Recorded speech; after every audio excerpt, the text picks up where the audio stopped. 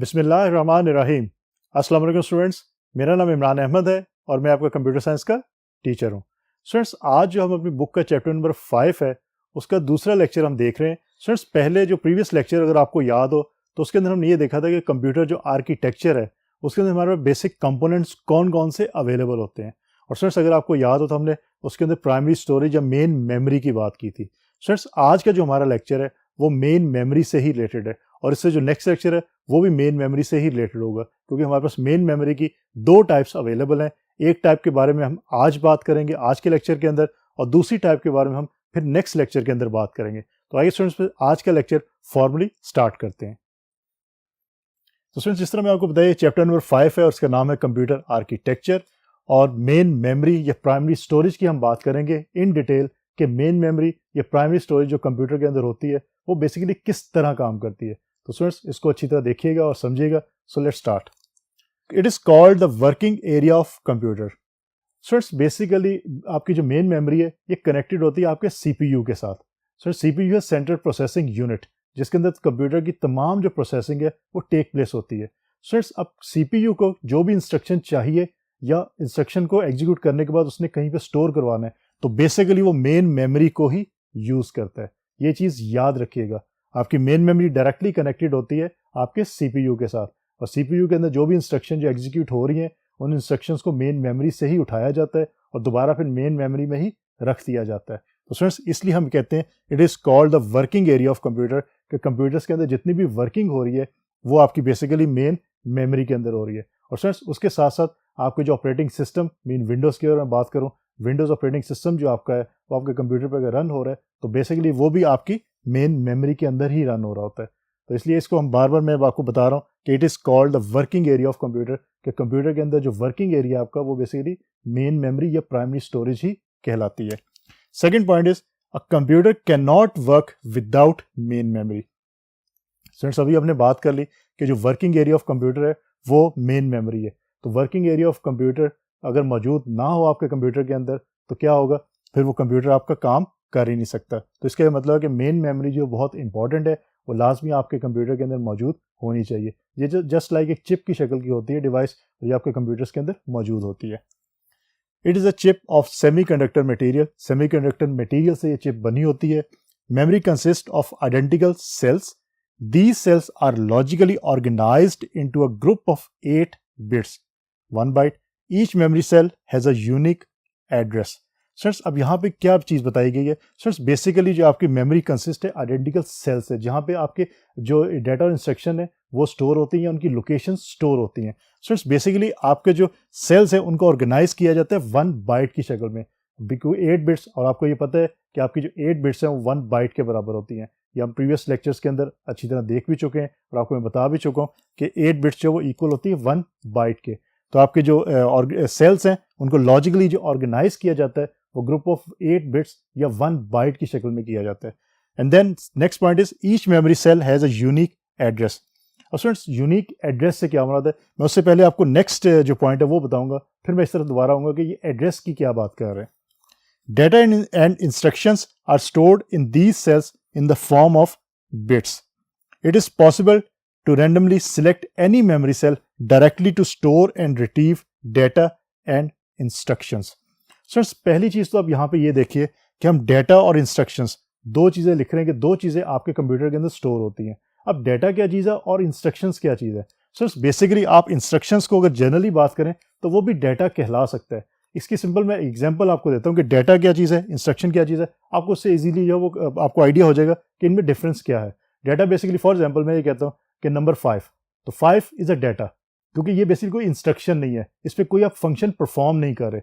अगर मैं कहता हूँ 5 को अंडर रूट, 5 का अंडर रूट का मतलब है कि 5 का आपने अंडर रूट लेना है, तो इसका मतलब वो इंस्ट्रक्शन बन जाएगी कंप्यूटर के लिए। तो स्टूडेंट्स, बेसिकली डेटा और इंस्ट्रक्शन में ये डिफरेंस बनता है कि number 5 is just a data, लेकिन अगर उसके ऊपर मैं अंडर रूट के मेंशन कर देता हूँ कि 5 का अंडर रूट लेना है तो ये इंस्ट्रक्शन बन जाएगी कंप्यूटर के लिए कि अभी तुमने 5 का अंडर रूट लेना है। तो ये डेटा और इंस्ट्रक्शन को इसलिए जो ऑल टुगेदर हम इकट्ठा जो है वो लिखते हैं, और ये डेटा और इंस्ट्रक्शन आपकी दोनों जो है वो स्टोर्स होती हैं मेमोरी के अंदर, जो सेल्स बने होते हैं उसके अंदर।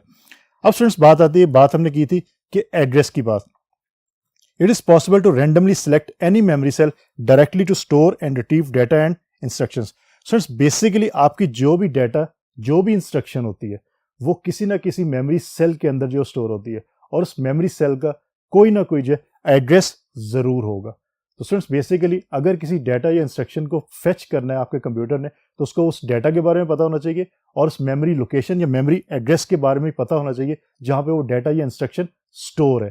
तो स्टूडेंट्स इसलिए आपका जो कंप्यूटर है जब भी फेच करता है इंस्ट्रक्शंस को या डाटा को, तो उसकी मेमोरी लोकेशंस के थ्रू करता है। तो हर जो सेल है वहाँ पे जब भी आप डाटा स्टोर करते हैं, हर सेल की कोई ना कोई मेमोरी लोकेशन जो है वो मेंशन की जाती है, और उस मेमोरी लोकेशन की बेस के ऊपर डाटा या इंस्ट्रक्शंस को आपका सीपीयू जो है वो फेच करता है।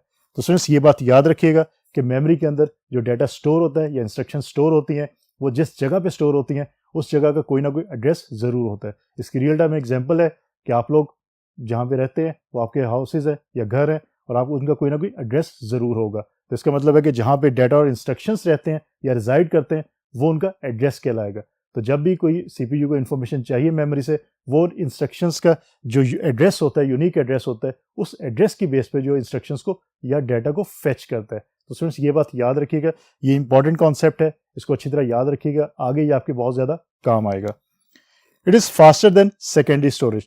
स्टूडेंट्स प्रीवियस लेक्चर में अगर आपको याद हो तो हमने सेकेंडरी स्टोरेज की बात की थी, जिसके ऊपर डाटा परमानेंट बेस के ऊपर स्टोर होता है, और उसकी जो वेल नोन एग्जांपल है that is hard disk example है। तो स्टूडेंट्स आपकी जो मेन मेमोरी है ये आपकी फास्टर होती है सेकेंडरी स्टोरेज की निस्बत। एक तो सेकेंडरी स्टोरेज का जो साइज बहुत ज़्यादा होता है, उसके अगेंस्ट मेन मेमोरी का size as compare to secondary storage कम होता है। तो आप ये बात याद रखिएगा, ये पॉइंट, कि आपकी जो मेन मेमोरी है वो फास्टर है देन सेकेंडरी मेमोरी या सेकेंडरी स्टोरेज के। तो स्टूडेंट्स ये बेसिकली मेन मेमोरी के कॉन्सेप्ट थे कि मेन मेमोरी बेसिकली होती क्या है। स्टूडेंट ये बात याद रखिएगा कि मेन मेमोरी और प्राइमरी स्टोरेज एक ही चीज़ है, secondary storage is different one. अब हम आगे चलते हैं और ये देखते हैं कि हमारे पास मेन मेमोरी की कौन कौन सी टाइप्स अवेलेबल हैं और उन टाइप्स के अंदर हम कैसे काम कर सकते हैं। So let's see.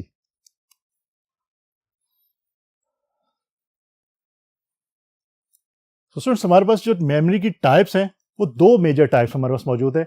One is RAM, random access memory, and the second one is ROM, read only memory. Students ये दोनों टाइप्स को आप अच्छी तरह याद रखिएगा। अगर आपने कंप्यूटर आर्किटेक्चर को समझना है तो आपको ये दोनों टाइप्स की मेमोरी के बारे में अच्छी तरह इंफॉर्मेशन होनी चाहिए, और आपके अगेन मैं बता रहा हूँ कि एग्जाम्स के अंदर इसके बारे में लाजमी क्वेश्चन जो वो आते हैं। First one is random access memory. और स्टूडेंट्स आज के लेक्चर के अंदर हम रैंडम एक्सेस मेमोरी या रैम के बारे में डिटेल के साथ पढ़ेंगे। हमारा जो नेक्स्ट लेक्चर होगा उसके अंदर हम रीड ओनली मेमोरी या रोम के बारे में डिटेल के साथ पढ़ेंगे। तो आज के लेक्चर में रैम के बारे में हम डिटेल देखेंगे कि रैम बेसिकली है क्या चीज़। Random access memory, primary storage is also called RAM. Students basically जो प्राइमरी स्टोरेज उसको हम इन शॉर्ट रैम का नाम भी दे देते हैं। आप उसको प्राइमरी स्टोरेज कहें या रैम कह लें, वो एक ही बात होगी। It is used as read write memory. Students basically जो रैंडम एक्सेस मेमोरी है, स्टूडेंट्स इसको याद रखने के लिए, रैम की कैरेक्टरिस्टिक्स को याद रखने के लिए अभी जो हमने मेन मेमोरी की कैरेक्टरिस्टिक्स जेन में रखी पढ़ी थी उसको भी याद रखिएगा, क्योंकि जो कैरेक्टरिस्टिक्स आपकी मेन मेमोरी की है वही आपकी रैम के अंदर भी शामिल होंगी। It is used as read write memory. RAM basically वो मेमोरी है जिसके अंदर आप डाटा को रीड भी कर सकते हैं और डाटा को राइट भी कर सकते हैं। लाइक आपका सीपीयू है, उसको अगर कोई इन्फॉर्मेशन चाहिए तो वो मेमोरी से उठा भी सकता है, मीन उसको रीड कर सकता है। अगर कोई इन्फॉर्मेशन वो स्टोर करवाना चाहता है, मीन राइट करवाना चाहता है, तो वो काम भी वो कर सकता है। तो आपकी रैम जो मेमोरी है उसके अंदर डाटा जो आप रीड भी कर सकते हो और उसके डाटा को राइट भी करवा सकते हो। और दूसरी मेमोरीज को जो हम देखेंगे वहाँ पे हम देखेंगे कि कुछ मेमोरीज जिसके अंदर सिर्फ आप रीड कर सकते हैं, उसके अंदर राइट कर सकते हैं, etcetera etcetera. It is also called volatile memory. Students अब यहाँ पे एक वर्ड यूज हो रहा है वॉलेटाइल का। स्टूडेंट्स वॉलेटाइल का ये मतलब होता है कि जब तक आपकी ये मेमोरी ऑन है, मीन अगर फॉर एग्जांपल इसको इन शॉर्ट सिंपल करने के लिए हम कहते थे, जब तक आपका कंप्यूटर ऑन है तब तक इस मेमोरी के अंदर, मीन रैम के अंदर आपका डाटा स्टोर रहेगा। जैसे आपने कंप्यूटर ऑफ किया, उसको इलेक्ट्रिसिटी मिलना बंद होगी कंप्यूटर को, तो क्या होगा, आपका ये डाटा जो है इस मेमोरी के अंदर वो कंप्लीटली डिलीट हो जाएगा, खत्म हो जाएगा। That's why it is called volatile memory, कि इसके अंदर परमानेंट बेस पे डाटा स्टोर नहीं होता, टेम्पररी बेस पे होता है। और कब तक होगा, जब तक आपका कंप्यूटर जो है वो ऑन है, जब तक रैम को जो है इलेक्ट्रिसिटी मिल रही है तब तक आपके कंप्यूटर के अंदर या रैम के अंदर डाटा स्टोर रहेगा। जैसे ही आपने उस इलेक्ट्रिसिटी उसकी शट डाउन कर दी तो रैम आपकी जो है उसके अंदर जितना भी डाटा होगा तमाम डाटा आपका डिलीट हो जाता है। तो स्टूडेंट्स ये बात याद रखिएगा। इसके अगेंस्ट अगर मैं सेकेंडरी स्टोरेज की बात करूं जिसमें हार्ड डिस्क है, तो वहाँ पे इवन आपके कंप्यूटर्स ऑफ है, उसको इलेक्ट्रिसिटी नहीं भी मिल रही, लेकिन वहाँ पे डाटा स्टोर रहता है जब तक कि आप खुद से उसको डिलीट नहीं करते। तो ये मेजर डिफरेंस भी है आपकी रैम के अंदर और आपकी जो हार्ड डिस्क है उसके अंदर। So the contents of RAM are lost if the electric supply is switched off. तो ये पॉइंट मैंने आपको बताया, इसीलिए इसको वॉलेटाइल मेमोरी कहते हैं कि कंटेंट्स जितने भी रैम के अंदर जो भी इंफॉर्मेशन सेव है वो इंफॉर्मेशन जो है वो फ्लश आउट हो जाती है, वो डिलीट हो जाती है अगर आप इसकी इलेक्ट्रिक सप्लाई को स्विच ऑफ कर देंगे। तो RAM memory chips are available in different sizes and speed which can vary from 64 MB to more than 2 GB। So earlier computers होते थे उसके अंदर हमारे पास 64 MB की मेमोरी होती थी, लेकिन अब जो कंप्यूटर हमारे पास यूज़ हो रहे हैं उसमें 2 GB से आपकी 4 GB, 6 GB, नॉर्मली जो कंप्यूटर हमारे पास मौजूद है उसमें 6 GB तक आप रैम को इजीली यूज़ करते हो। Otherwise 8 GB, 16 GB, 32 GB, even 64 GB तक रैम्स भी आपके कंप्यूटर्स में यूज़ हो रही है। और स्टूडेंट्स आप लोगों को आइडिया है कि जीबीज गीगाबाइट की हम बात कर रहे हैं, या हमने प्रीवियस लेक्चर्स के अंदर देखा था कि बाइट क्या होती है, बिट्स क्या होती हैं, मेगाबाइट्स क्या होती हैं, किलोबाइट्स क्या होती हैं और गीगाबाइट्स क्या होती हैं। तो उन लेक्चर्स को आप अगर पढ़ना चाहते हैं तो पढ़ लीजिए, फिर आपको आइडिया हो जाएगा कि कितना डाटा जो है वो इस मेमोरी के अंदर स्टोर हो सकता है। तो अगर मैं एग्जांपल लेता हूँ कि 2 GB है, तो आप अंदाज़ा कर सकते हैं कि तो ऑल टुगेदर कितनी बिट्स जो हैं आपकी इस स्पेसिफिक जो मेमोरी रैम होगी उसके अंदर स्टोर हो सकती है, इससे ज़्यादा नहीं हो सकेंगी।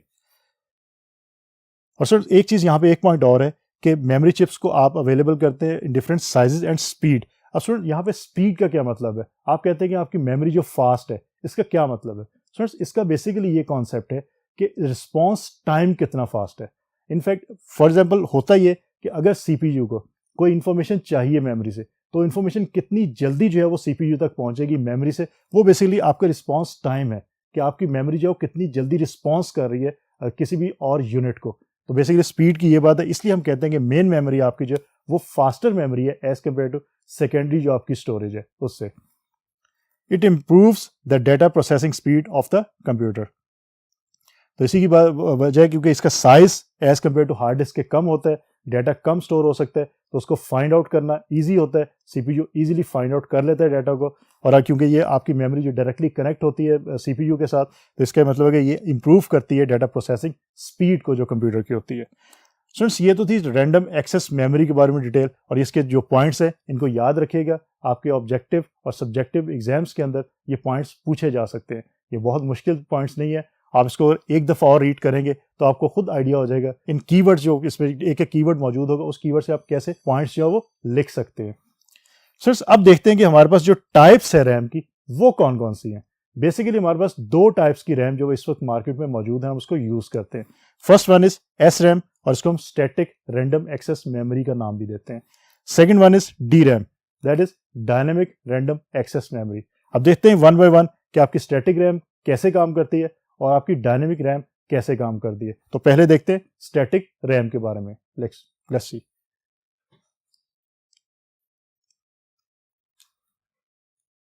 तो स्टूडेंट्स नंबर वन के ऊपर हमारे पास है स्टैटिक रैम, जो हमारे रैंडम एक्सेस मेमोरी है उसकी पहली टाइप है। Static RAM, no refreshing is required in static RAM.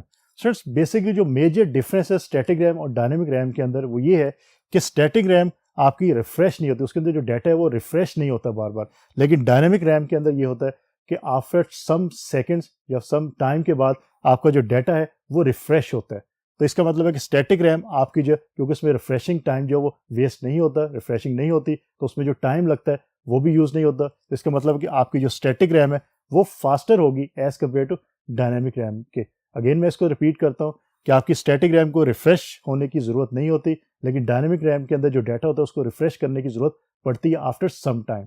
और जिस टाइम पे वो रैम डाटा को रिफ्रेश कर रही है उस टाइम के ऊपर उस रैम को यूज़ नहीं किया जा सकता। अगर सीपीयू ने उस टाइम के ऊपर रीड या राइट करवाना है रैम के अंदर तो उसको वेट करना पड़ता है।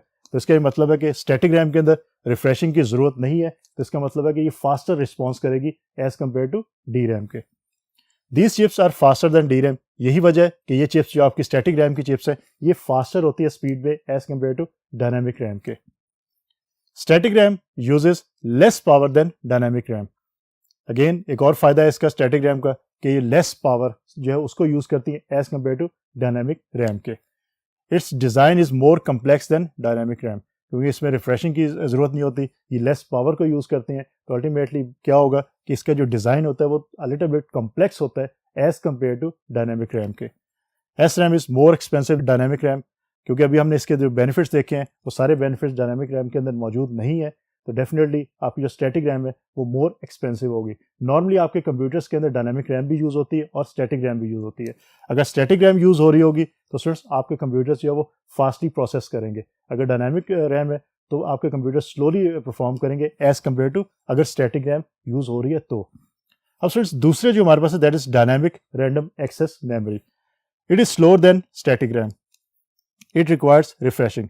स्टूडेंट्स मेजर जो रीजन है और मेजर जो डिफरेंस है दोनों के दरमियान वो आप याद रखिएगा कि डायनेमिक रैम के अंदर जो भी डाटा आपको मौजूद है आफ्टर सम टाइम वो रिफ्रेश होता है, लेकिन स्टैटिक रैम के अंदर रिफ्रेशिंग रिक्वायर्ड नहीं है। ये मेजर डिफरेंस है। इस डिफरेंस को अगर आप याद रख लेंगे तो आपको बाकी डिफरेंसेस भी आप इजीली राइट डाउन कर सकते हैं। Mean it requires refreshing, mean dynamic RAM के अंदर रिफ्रेशिंग होती है, तो इसका ये मतलब होगा कि डायनामिक रैम जो है वो स्लोअर होगी स्पीड के अंदर as compare to static RAM के। और it's design is simple and is not expensive.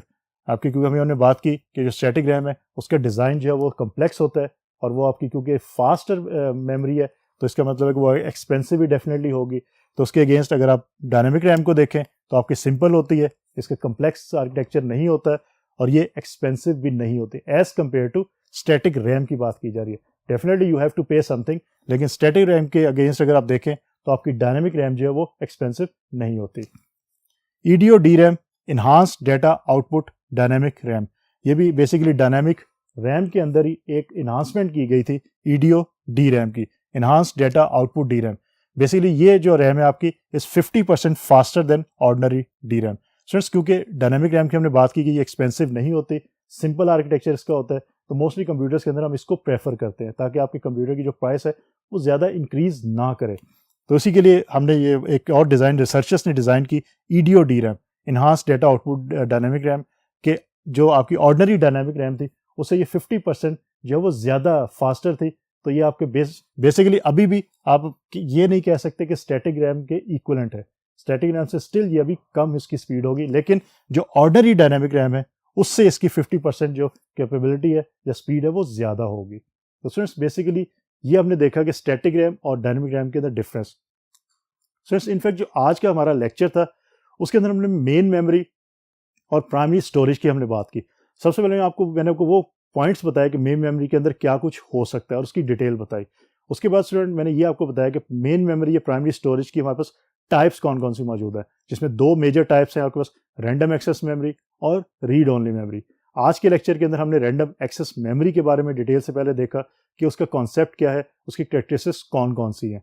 उसके बाद हमने उसकी रैंडम एक्सेस मेमोरी की दो टाइप्स के बारे में बात की। First type is static random access memory and second type is dynamic random access memory. Students ROM के बारे में, रीड ओनली मेमोरी के बारे में हम इंशाल्लाह नेक्स्ट लेक्चर के अंदर अच्छी तरह बात करेंगे। तो स्टूडेंट होपफुली आपको आज का लेक्चर अच्छी तरह समझ आ गया होगा। इंशाल्लाह अगली दफ़ा नए लेक्चर के साथ दोबारा मुलाकात होगी, तब तक के लिए अल्लाह हाफिज़।